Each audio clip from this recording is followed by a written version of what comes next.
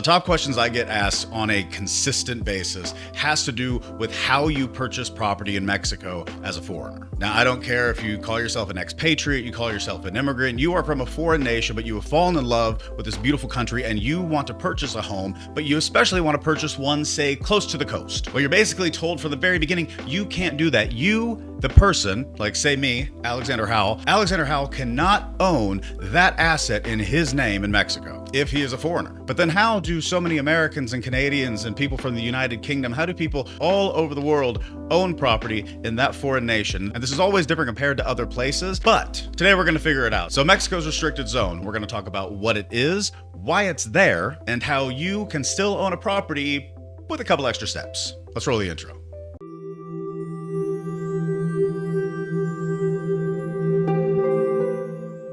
Now, for those of you questioning, how does this gringo know anything about this? Well, first, my name is Alexander Howell. My wife and I purchased a property in Mexico about 5 years ago, renovated it, and have been enjoying it ever since. Now, I'm obviously not there, which is tragic to me, but we are there quite a bit and have very much enjoyed it. From about the time we actually met, we have been talking about purchasing a home in Isla Mujeres and really wanted to do that, but we were not in a position to do it. And by the time we actually were, prices had gone up to the point where we couldn't really get exactly what we wanted. But 1 year, we decided to take our kids and a bunch of family members down, and we stayed in a little seaside town called Guaymatún, which I don't even know if you can call it a town. It's basically in between two towns, Progreso, Yucatan, and Telchac Puerto. But the big city that's a little inland from there is Mérida, Mexico. And that is the city that we fell in love with. This colonial town is absolutely beautiful. It's La Ciudad Blanca, which means the white city. It has amazing colonial architecture, a rich history, and fantastic people. And we wanted to purchase a house there for obvious reasons. But after doing a little digging, we realized that we could not buy it in our name. Now, that is because Mexico has something called the restricted zone. Now, the restricted zone is an area 100 kilometers from any international border, so the border of the United States of America, 100 kilometers in from there, and then 50 kilometers in from any coastline, so the Gulf of Mexico, the Pacific Ocean, whatever it might be. A foreigner in those areas cannot own a home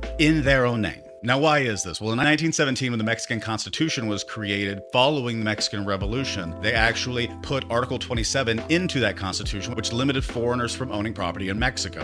This is what created the restricted zone. Now, it was intended to protect national sovereignty from foreign influence and land grabs along the coast or along national borders. Now, this law reflected historic concerns about foreign intervention, specifically European intervention and intervention from the United States. So it regulated investment in the sense that it wanted to make sure that its borders were protected, its coastlines were protected, but inside of that restricted zone, they still wanted to have foreign investment, just under controlled circumstances. Now, this changed when the Foreign Investment Law was brought up in 1971, and it became law in 1973. And the Foreign Investment Law created something that we call the fideicomiso. The fideicomiso is how foreigners can technically get around the Mexican constitutional law by the Foreign Investment Law. They wanted more investment in some of these larger areas, especially the ones that were growing. And the fideicomiso is basically a trust, if you think about it. You and your partner, or you just being you, if you do not have somebody that is a Mexican citizen as part of the transaction, you basically purchase the home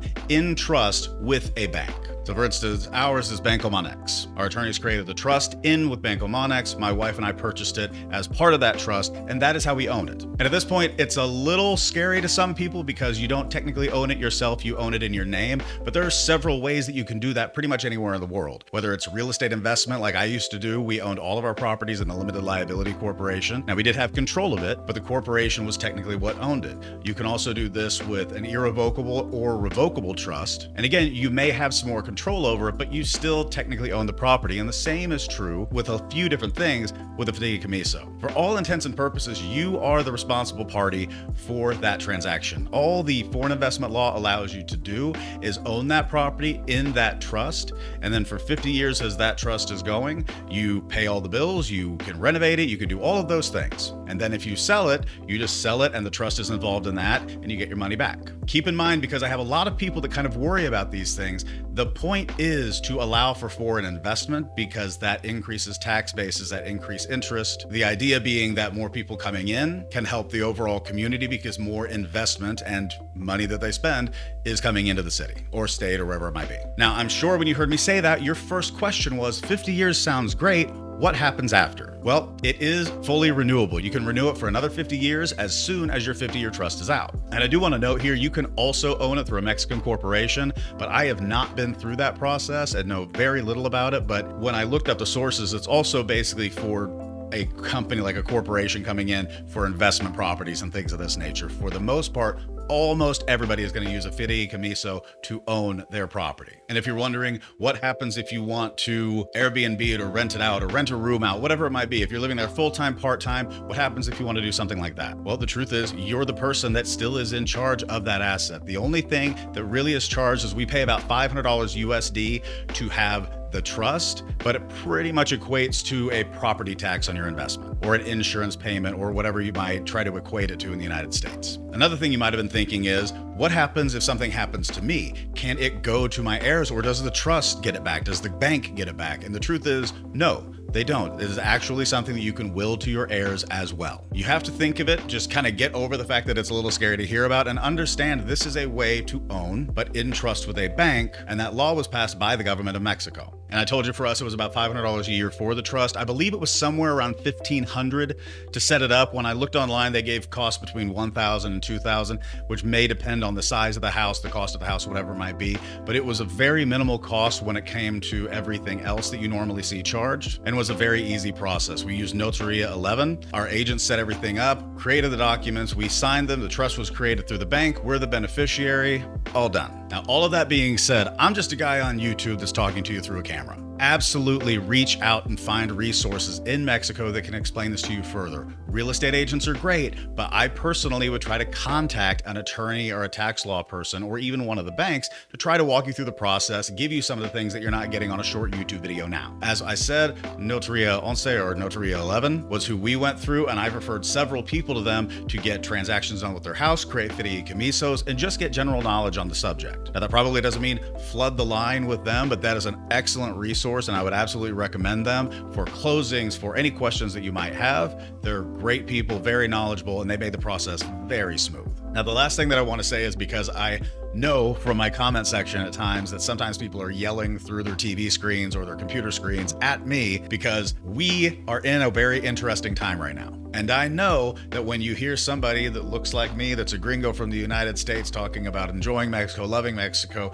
investing in Mexico, wanting to build a future in Mexico, it can seem like you're getting mixed messages from the United States. It's very fair. But all I can say is the same thing that I say on most of these videos. When you move to a country, it is not up to you to try to bring what you have wherever you might find yourself. You are moving there because you enjoy the culture, you enjoy the people, you enjoy the place. And it is up to you to be a good representation of a gringo, of somebody from the United States, of somebody from the UK. And that's true vice versa as well. When you travel, you are there because that is a place that attracted you. It did not ask you to come. You were attracted to it for whatever reason you might find. And if you're willing to invest in that country, that means that you love that country so much that you want to be there. So respect it, enjoy it, love it, and make it better because you're there. Don't try to turn it into something you want.